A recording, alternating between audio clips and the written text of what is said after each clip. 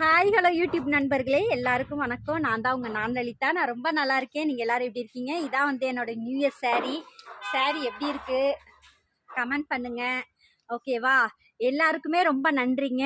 எனக்கு வந்து இன்னைக்கு 50,000 சப்ஸ்கிரைபர் வந்திருக்காங்க. 50K எனக்கு ரொம்ப ரொம்ப சந்தோஷமா இருக்குது. இன்னைக்கு தான் ஃபினிஷ் ஆச்சு 50K.